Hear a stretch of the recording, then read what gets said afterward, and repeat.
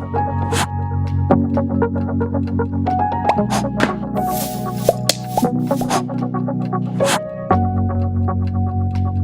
have special rules for all the different sectors and branches. You have your own calculation procedures. It's also, everything is written down how, for example, the end of life calculation has to be. And it also has a standardization for organizational environmental footprint. So when you look at the whole company, it's still in development. So it's not here for all the different sectors yet. I just know from the transition phase we are still in, I think, that they were looking for beverage companies for whom to develop it with.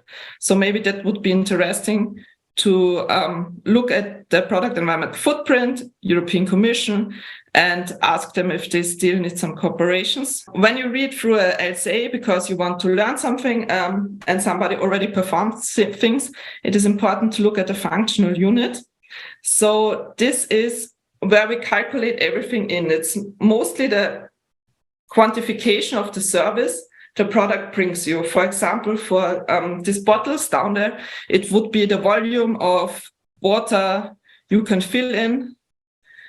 So I would compare all the bottles on 1 liter of water I can fill in.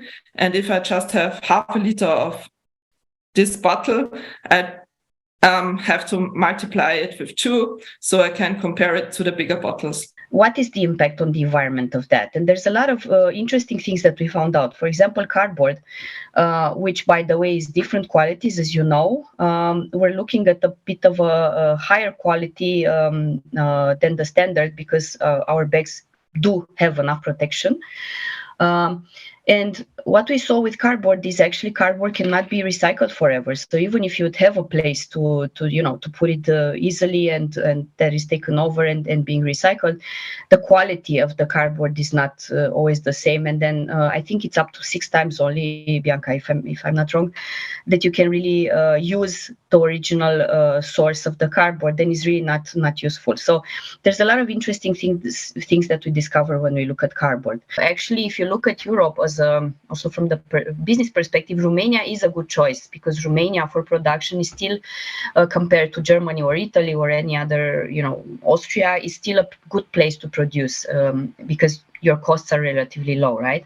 Now, we did have problems with the professionalism, let's say, of the producers, because, that was one thing. One was professionalism. So if I would have known that first, probably maybe we would have looked at Bulgaria and Hungary, let's say, because it's more or less the same area, geographical area.